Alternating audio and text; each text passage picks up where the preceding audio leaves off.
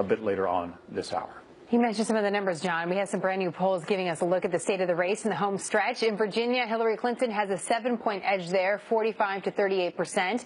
But according to the Real Clear Politics average of national polls, the race is much tighter, with Clinton leading by less than 2 points.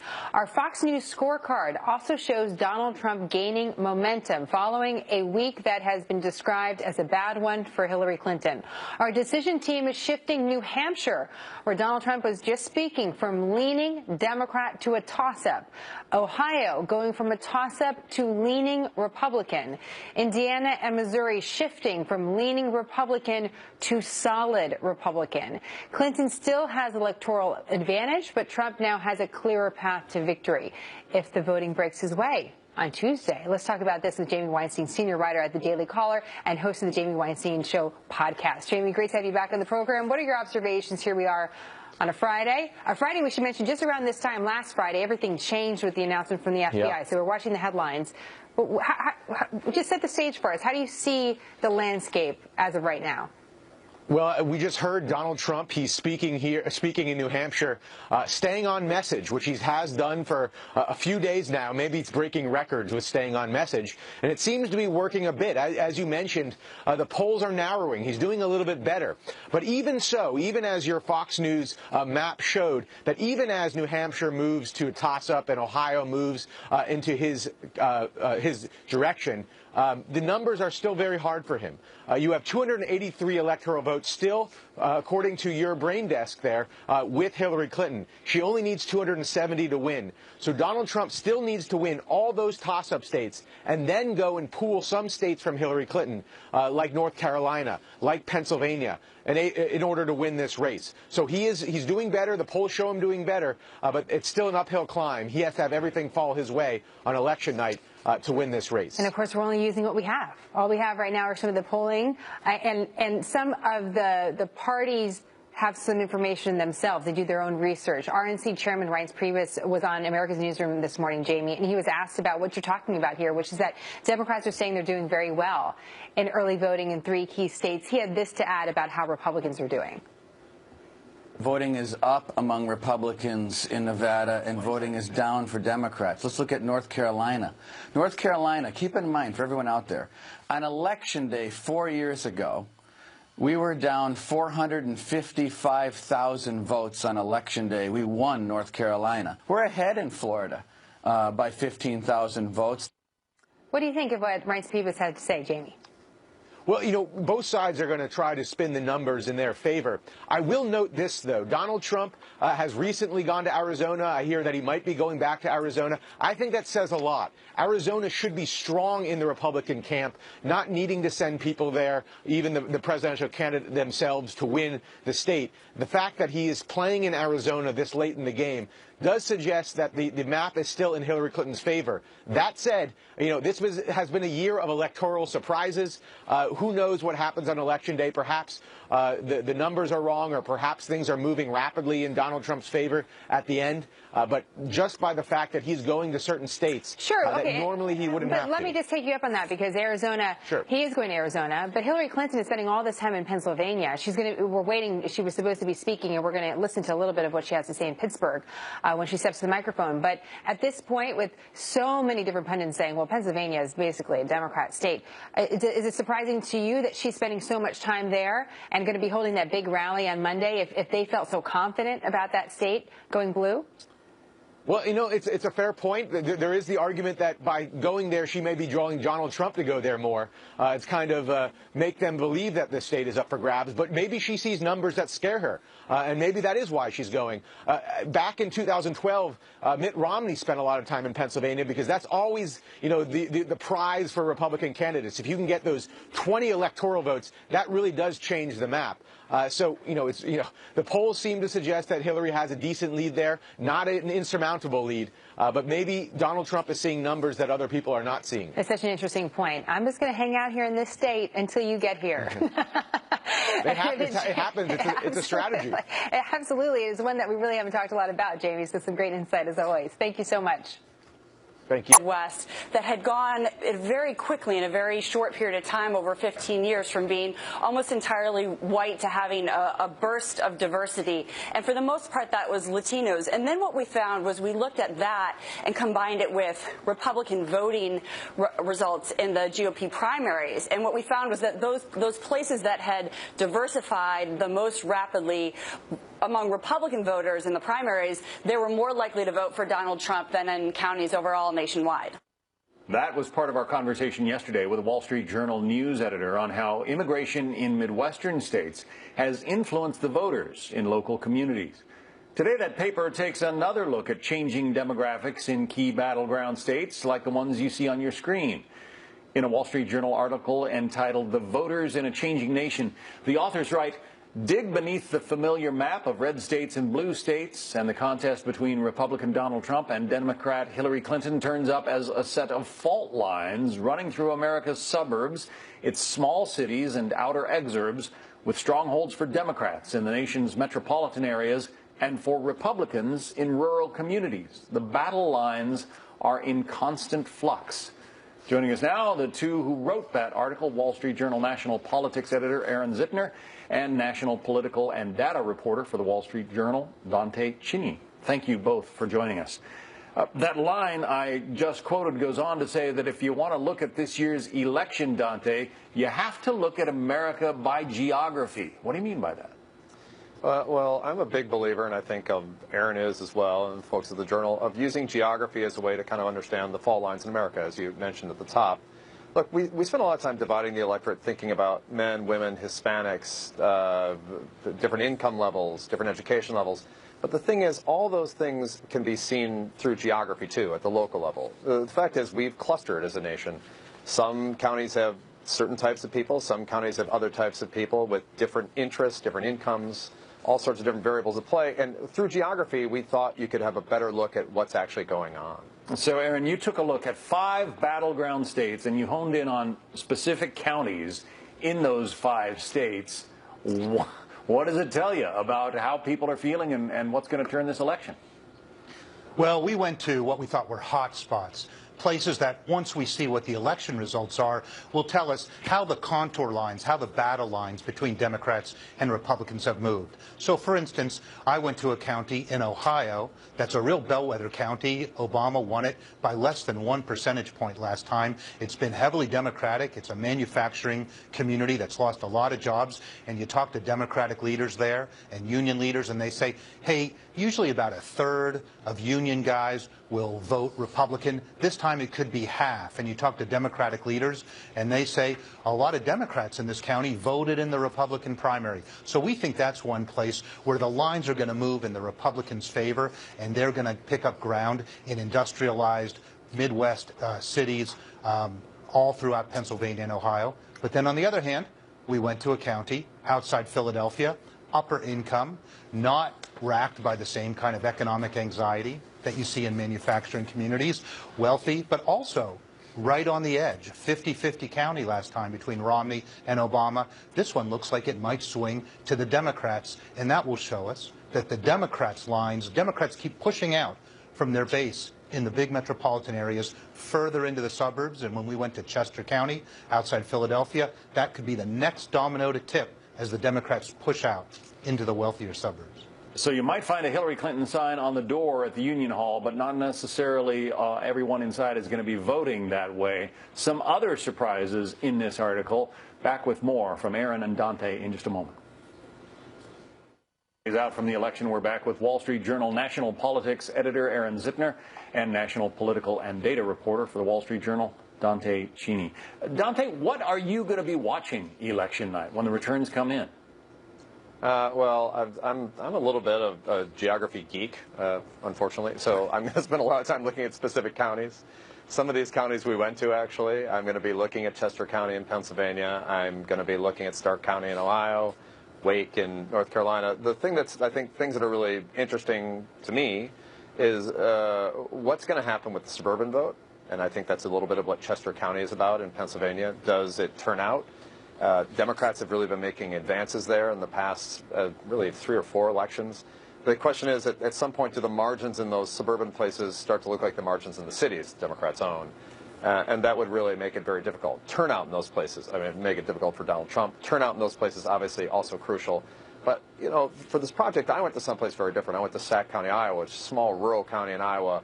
And in a place like that, my question was, how enthused are these people, these voters that live here? Are they going to turn out? Are they supportive of Donald Trump? This is a reliable Republican place. Are they going to come out? Is the Republican vote going to come out? And the thing I saw there is that rural vote looks solidly behind Trump. And enthusiastic, too, I guess. Aaron, Yes. You said you're from the Pittsburgh area. You spoke to a Democratic leader in that roughly that area, and his story about the balloting is kind of interesting to me. Can you share that? Well, that's right. This, again, is in Canton, Ohio. Still has steel and manufacturing, but much less than before. They've lost about 40% of their manufacturing jobs.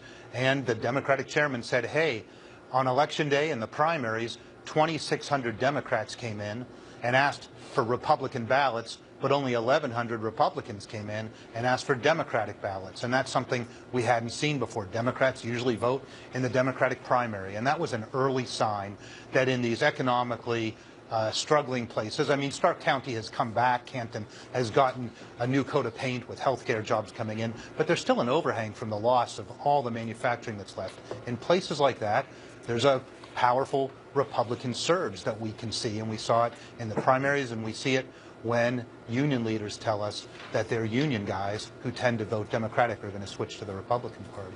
All these questions we're asking right now and all this work you've been doing, it's all going to be answered, sort of be moot 4 days from now. It's going to be interesting to see what happens. Dante Cini, Aaron Zittner, thank you both.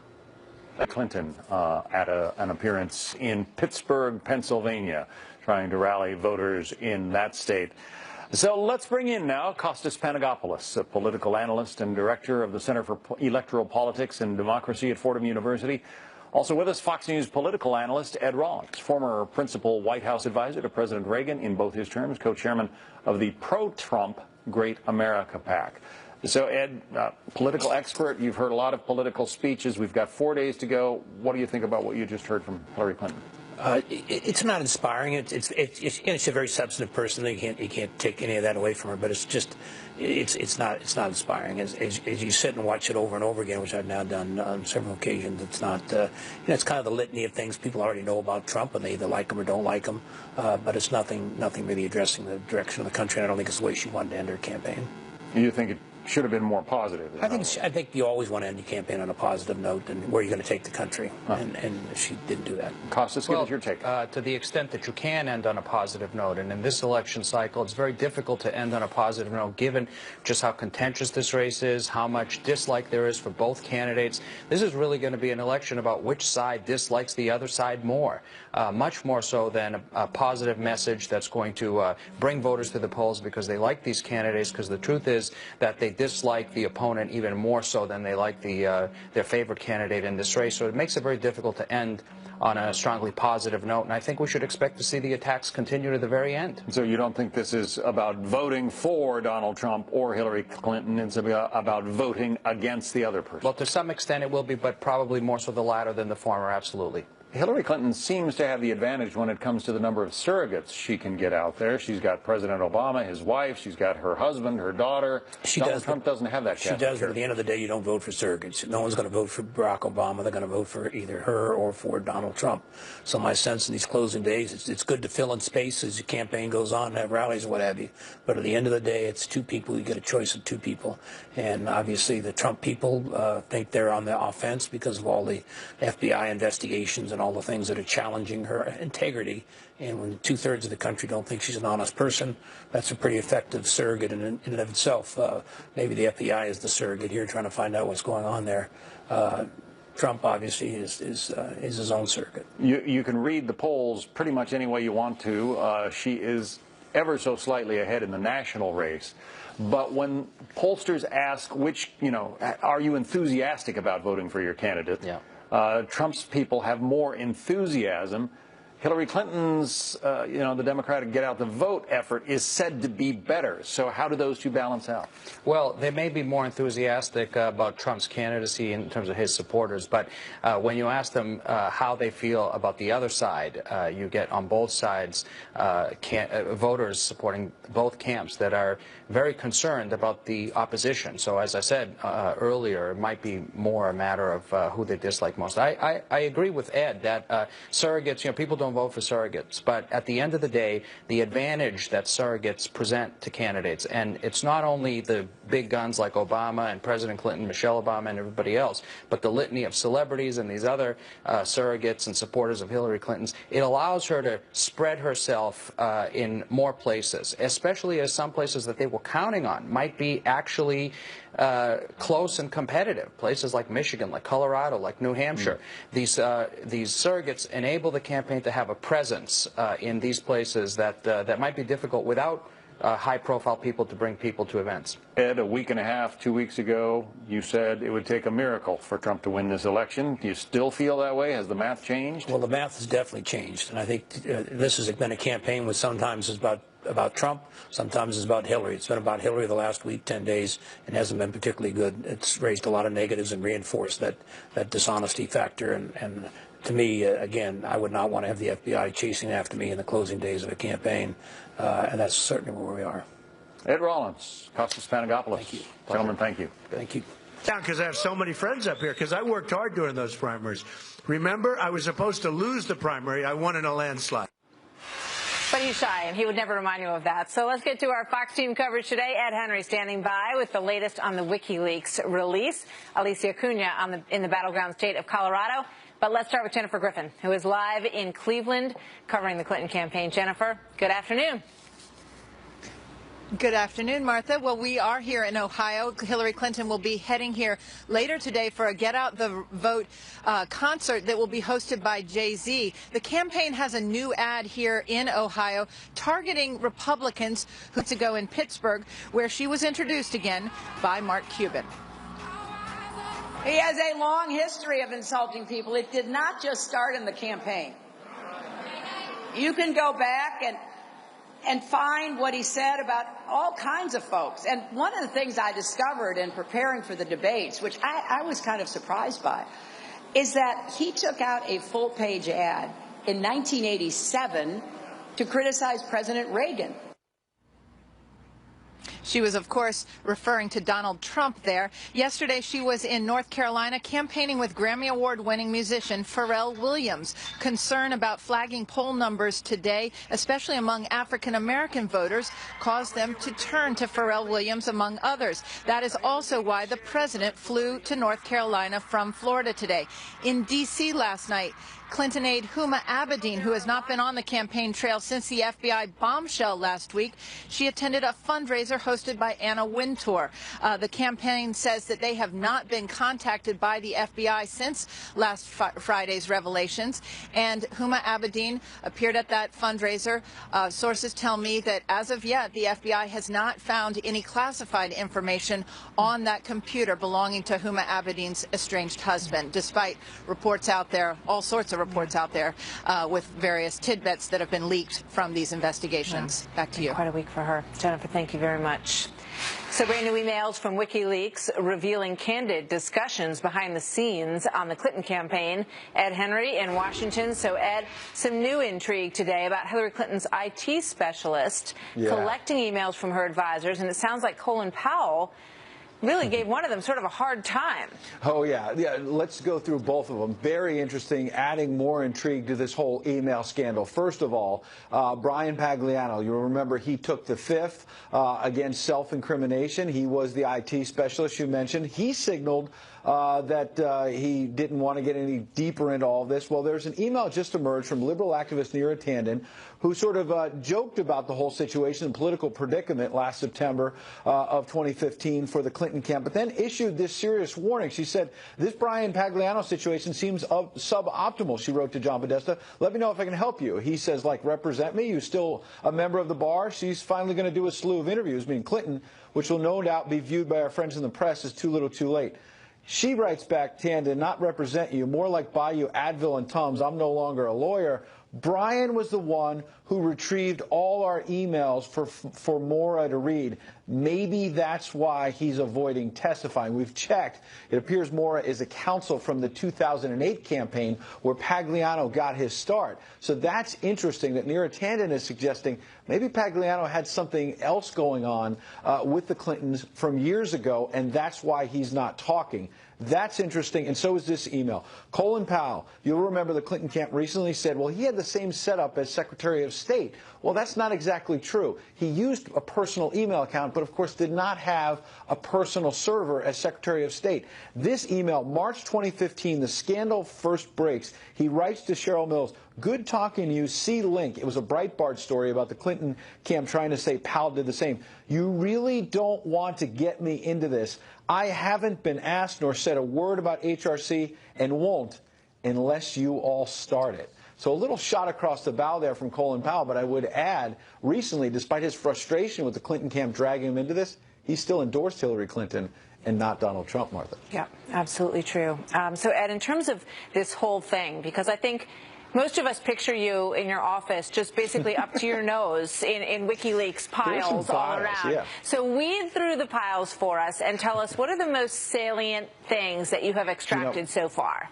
I'd say there are 3 or 4 big picture points that have kind of been revealing about Hillary Clinton as a candidate. Some we already knew, some you may have suspected, but now it's confirmed there in black and white in some of these emails. Number one, remember these Wall Street transcripts. Bernie Sanders was saying for a long time he wanted those things. They finally came out here. Hillary Clinton talked about how she wanted open borders. She talked about how you need a public versus a private position. Then you had all these attacks on Catholics, Latinos as well. You had a potential quid pro quo with the King of Morocco, $12 million on the condition that Hillary Clinton go and meet with him. And then remember Cheryl Mills saying, we need to clean this up.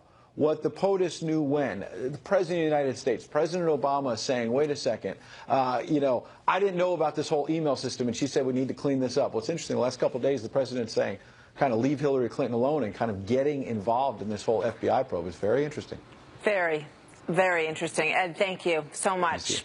So Hillary Clinton trying to make her closing statements, and WikiLeaks and the investigation of Anthony Weiner's computer files, and as Jennifer Griffin mentioned, sort of soldiering on without her longtime aide, Huma Abedin, who did make it to a D.C. fundraiser. First time we've seen Huma out and about since all this started. FBI, will you be back out on the campaign trail soon?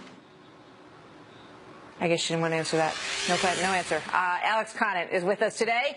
Served as former communications director for Marco Rubio and a political consultant for Firehouse Strategies, and Emily Tish Sussman, campaign director at the Center for the American Progress Action Fund. Welcome to both of you. Good to have you here today. You know, you look at what's been going on. It's a very tight race at this point, Emily. And, you know, how much of it do you think is what has changed the dynamic and tightened things up so much when you see that list from Ed? I don't think it makes a huge difference, honestly. There's been discussion ad nauseum about Clinton and emails, and people don't totally know what it is, but they feel like there's something bad every time you talk about Clinton in emails, even though everything that's come out has actually not been bad. So the problem for Clinton is that it feels like smoke, smoke, smoke, there must be fire. But there's never any fire. But it becomes so clouded, it's difficult for people to wade through. So I think people have either said, yes, this is a huge deal for me, or I think it's just a lot of noise, and I think that she's the right candidate. But let's take a look, and then we want to go to Alex, at some of the shift that has happened in the polls. Some are calling it the Comey effect. And she has lost her lead. This really lays it out quite clearly. Florida flipped, Arizona flipped, and Nevada flipped. And North Carolina went from being plus 2.4 for Hillary Clinton. Now it is at a tie. So, Alex, the only other thing that's been significant in that time period is the focus as people opened their Obamacare premiums. That's true. Two big issues that may have turned this thing. I think there's no question that the Comey effect is real, that ever since the FBI announced that it is still investigating Hillary Clinton, her numbers have been in free fall. I mean, she went from being up about 7 points nationwide to being up 2 or 3 points nationwide. It is now a very competitive race going into next Tuesday. And I think it's because a lot of Americans realize realize that if she is elected president, we are going to have a president-elect under investigation by the FBI, and we don't know where it ends. That is bad for the country, irrespective of your politics. Look, I'm not a fan of Hillary Clinton, and I don't mind if she's elected president. I would hope that her domestic agenda would be crippled. But internationally, it's very scary to have a president who is so weak, who's under investigation. I think that's why a lot of Republicans, especially, are coming home in these final days. I mean, one of the things, Emily, that it does remind people of is what it was like to live in the last Clinton administration when you had a president who was impeached, disbarred, and you see these sort of scandals that hang around the Clintons, honestly, and people say, well, do we really want to go through that for another 4 years, potentially? Well, I understand that people certainly feel that way and have that concern. But when you look at the contrast between the candidates, Trump actually has trial dates set. And he actually has lawsuits against his company that are open, that are active. And even just this morning on your own network, Giuliani, a surrogate of Trump, said that he basically knew that Comey's letter was coming about a week or two before it did, which does he question. said that he had spoken to people who were former FBI officials, and they had, given him that feeling based on what they saw. There's nothing wrong with talking to a former FBI official, and he made it clear that he hadn't spoken to anyone who was actually at the FBI. But, in terms of these things hanging around, I think a lot of, I'm not making excuses for him, but a lot of companies have lawsuits that they deal with. It's just sort of a fact of life. But when it's a public issue, when it's a taxpayer issue, and the foundation still being under investigation, it does just seem, according to these numbers, that there has been some impact. So she's got to dispel that over the next few days. She's got to move people beyond that, Alex. Right. If the closing arguments are about the FBI investigation into Hillary Clinton, she's in real trouble going into Tuesday's election. If she's able to change the focus back to Trump and Trump's own personal problems, his personal history, that's good for her. And that's why I think when you watch these two rallies over the last weekends, they're not talking about themselves. They're trying to talk about their opponents. That's smart for both of them. I mean, overall, she's still ahead in all the numbers. And that's the bottom line as we look at this, but he seems to have the momentum. So it's a fascinating dynamic that you've got heading into the last few days. Emily and Alex, always good to hear from both of you. Thank you very much. Good to see you both. Happy Friday. So the presidential race tightening, as we've been talking about, and one of the places where that's happening is Colorado, where Hillary Clinton and Donald Trump are now in a dead heat. In play are the state's 9 electoral votes. Alicia Cunha, live in her home state in Denver today, so she's got the latest for us on what's happening there. Alicia. Hi, Martha. Yes, we've talked about this. Colorado is often considered the swingiest of the swing states. And up until a few weeks ago, just a few weeks ago, this appeared to be Hillary Clinton's state to lose. She hadn't spent money on TV here since July. She wasn't visiting. And then came this renewed focus on her emails. So this week, a University of Denver poll shows Trump and Clinton in a dead heat, as you mentioned, when third-party candidates are included. As you can imagine, this state is now getting a lot of love from the campaigns. Today, former President Bill Clinton is speaking in 3 different cities. Chelsea Clinton was here. Bernie Sanders tomorrow. For Trump, his running mate, Governor Pence. Former rival Dr. Ben Carson, along with Donald Trump Jr. That's just this week. Trump's been here 8 times since the nomination. Clinton is back on local TV with ads, and she's spending money again. More than 1.5 million people have returned their ballots, according to the Colorado Secretary of State's office. As of this morning, Democrats are outpacing Republicans so far. That doesn't tell us for whom they have voted. And take a look at the unaffiliated count. 430,000 who could break either way. And Martha, this is the first presidential election in this state where every active voter received a ballot in the mail. So they could either mail it back or, like some folks are doing, they could come by and drop it in one of these election boxes. Martha? It can be very interesting in that state. Alicia, thank you so much. Yep. And breaking news on House Speaker Paul Ryan. A lot of buzz about him today, addressing whether or not he will continue as Speaker. Did you hear these reports this morning? Hey, everybody. He says, well, stick around. We'll tell you what he said when we come back. There are 2 kinds of people in politics. There are show horses and there are workhorses. Republican vice presidential nominee Mike Pence teaming up with House Speaker Paul Ryan in Wisconsin this weekend in a show of support for Senator Ron Johnson, who's in a pretty tight race with his Democratic opponent, somebody he ran against once before. There's the RCP average on that. Senator Johnson trailing Russ Feingold by 4 0.7%. That is down from 7 points just a few days ago. And wow, were they wide apart over the summer. Feingold was way ahead, so this thing's narrowed quite a bit. All of this, as RNC Chairman Reince Priebus says, he is confident that Republicans will hang on to the Senate. I don't want to put a number on it, but I think certainly 51 or more, and I feel good that the number will be more. As of today, we will hold the Senate, absolutely. Joining me now on the phone from his campaign bus on the road is Wisconsin Senator Ron Johnson. Senator, welcome. Good to speak with you this afternoon. I know it's a busy time. Well, Martha, how are you doing? I'm doing well. I looked at the graph from last summer to today, and you're still behind in the Real Clear Politics average, as we just showed, but you have managed to tighten that quite a bit, and I know there's another poll that shows you guys neck and neck.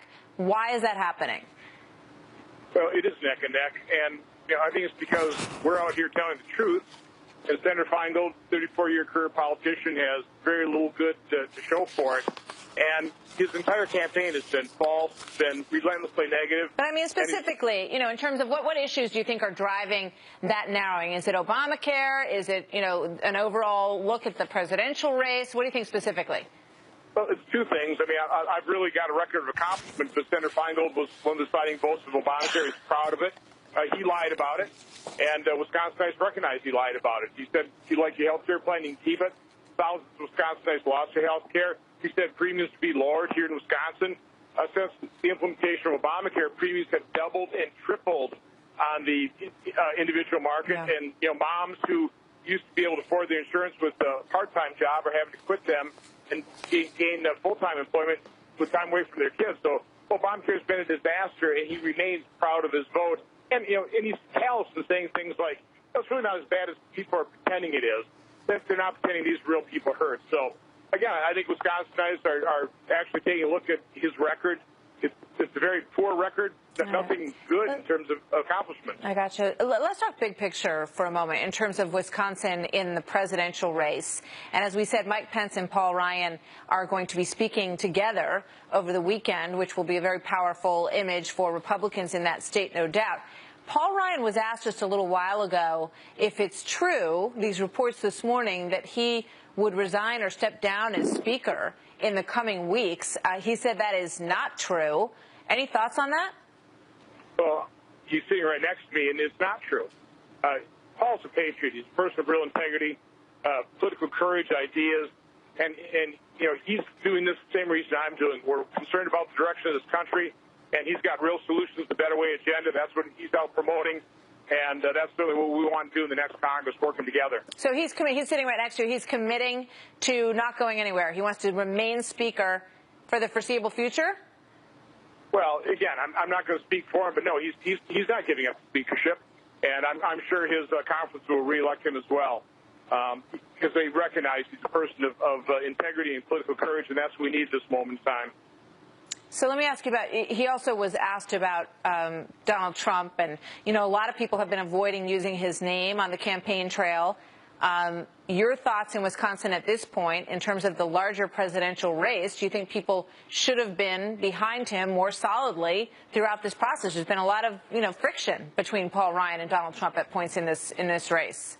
Well, I know Paul's already voted for Donald Trump, and as you travel around Wisconsin, which I've done relentlessly, there is a great deal of enthusiasm. I see very few Hillary Clinton for president. We do see Hillary for prison yard signs, all kinds of Donald Trump-like fence yard signs. The crowds are fantastic. They're incredibly enthusiastic about our entire ticket, up and down, both state candidates as well as our federal candidates. So this is feeling an awful lot like 2010, which was a wavy election. So I think the enthusiasm is on our side, and of course the corruption is being revealed by Hillary Clinton's email scandal. And by the way, Senator Feingold has his own email scandal. So we got the enthusiasm and the momentum on our side. Sorry, I'm up against a hard break. Senator, thank you for calling us from the bus. And fascinating take on what's going on in Wisconsin, which is a very tight race to watch. Reince Priebus obviously has his eye on Wisconsin. He's from there. Running down now to Election Day, as you have no doubt noticed. Officials from nearly every state are asking the Department of Homeland Security at this point to make sure that the vote is secure. Secretary Jay Johnson addressed that matter just moments ago as DHS hosts a tour of the National Cybersecurity Security and Communications Integration Center.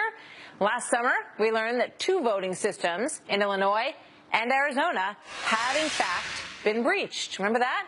Doug McElway is live in Washington with the latest on this. So how serious a threat is this cybersecurity issue to what happens on Tuesday, Doug?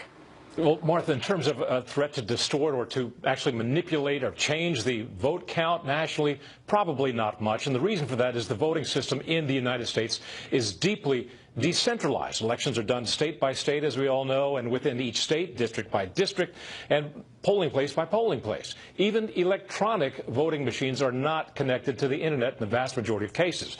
As a senior White House official told Fox News today, the U.S. intelligence community and the Department of Homeland Security assessed that it would be extremely difficult for someone, including a nation-state actor, to alter actual ballot counts or election results by cyber attack or intrusion. That said, there is little doubt among national security experts that Russia, under President Putin, has been trying to disrupt our political process.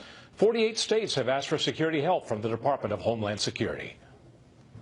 The U.S. intelligence community is confident that the Russian government directed the recent compromises of emails from U.S. persons and institutions, including from U.S. political organizations. Next, these thefts and disclosures are intended to interfere with the U.S. election process. Can't get any plainer than that. The WikiLeaks release of DNC emails last summer, which resulted in the embarrassing ouster of DNC chairwoman Debbie Wasserman Schultz during the party's convention, and perhaps the present deluge of John Podesta emails that are damaging the Clinton campaign. But others remain skeptical of Russian involvement in those hacks. WikiLeaks founder Julian Assange, in an interview with an Australian filmmaker, which is slated to air tomorrow, says that Russia is not behind the Podesta leaks. It's all leading to a lot of confusion about this, Martha. That's for sure. All right, we'll keep an eye on it. Doug, thank you very much. My pleasure. Concerns about disqualified ballots on Election Day. Small mistakes, like using cursive to write your name, could lead officials to throw out your vote. Some Ohio Democrats arguing that the law isn't applied equally across the state. Peter Ducey's been digging into this in Columbus, Ohio today. Is this something that benefits one party over the other, do we think, Peter? Martha, Democrats think that it's hurting Democrats because Reuters did a review that shows counties with big cities in them seem to be quicker when they're deciding whether or not they want to toss a ballot or not. They seem quicker just to toss them out than some less populated parts of the state. This review also found that it happened about 3,000 times in 2014. So we went to the Franklin County Board of Elections this morning to figure out exactly how this process works. And they said that if there's a minor error, like most of your birthday is filled in right, but the year doesn't match up to their records, or if the last 4 digits of your social security number are missing, they'll try to track you down and tell you to fix it. But if you don't fix it, then the ballot's not going to count. All that we can do is follow the Ohio Revised Code, what it lays out, and the directives that are given to us by the Ohio Secretary of State. We're not allowed to make arbitrary decisions. So, again, 3,000 ballots tossed out in 2014, but that was an off-year election. They do expect now, experts are predicting that with more people voting in the presidential year, there will be more ballots that get tossed out. Martha? So any effect really on voter turnout, Peter? It's interesting. Early in-person voting is up, but early requests for mail ballots are down. We sat down this afternoon in the lunch hour with the Secretary of State from Ohio, John Husted, who told us he thinks that that's more a problem of enthusiasm, and he also said that it looks like that would benefit Trump. In all counties, the early vote is down, but it's down further in counties that Barack Obama won versus counties that Mitt Romney won. So if you're going to extrapolate from that, which is a dangerous thing to do, you could say that even though enthusiasm overall is down, it's down more in counties that Barack Obama won versus counties that Mitt Romney won. And the Secretary of State also explained that he thinks that some of this diminished enthusiasm is because neither campaign have done a ton of get-out-the-vote events here in Ohio, which used to be the crown jewel of all the swing states. Yeah, Martha? surprising. Peter Ducey, thank you. So Hillary Clinton battling in the battleground states, I should say, today, including Michigan. Bill Clinton, seen here making a surprise visit on Wednesday night. He showed up at a faith community leaders meeting in Detroit. Hillary Clinton also spending time in Detroit. Obviously an effort to boost Hillary Clinton's appeal with African-American voters. She's also out with Jay-Z today on the campaign trail. Donald Trump making up some ground on Clinton in Michigan. He has closed the gap, which was 11 points at the end of October, and it is now less than 6 in the Real Clear Politics poll average. Michigan clearly something that everybody's watching very closely. Joined now by Richard Fowler, radio talk show host and Fox News contributor, and Jano Caldwell, Republican strategist with Caldwell Strategic Consulting. Gentlemen, welcome. Good to have both of you here. Michigan getting very interesting, and clearly the Clintons are not taking it for granted, Richard. She is there in Detroit, and we saw him at that event the other night, so they're taking this very seriously. No, they absolutely are. Michigan's going to be close. I just left Michigan, Detroit 2 days ago, so I could tell you it's going to be a very, very close election, which is what we expected this to be. Now, do I think Michigan flips for Donald Trump? I don't think so. I think Hillary Clinton's going to, squeak out a victory there. And here's the reason why, Martha. I think, yes, the email cloud is surrounding the Clinton campaign and sort of taking them off their game day message. But what we saw from today's jobs report is that we saw an increase in incomes across the board. Now, is this increase good enough? Absolutely not. But it's a step in the right direction. And Hillary Clinton, as we go into these final days, the Democratic turnout machine is going to turn itself on, and it's going to take Hillary Clinton to the finish line. But it's going to be close. There's no question. No doubt that get out the vote machine will be working in high gear. But in terms of the economy, I think it's pretty tough, Giano, to argue to people in places like Detroit and in some of the more rural areas in Michigan that the last 8 years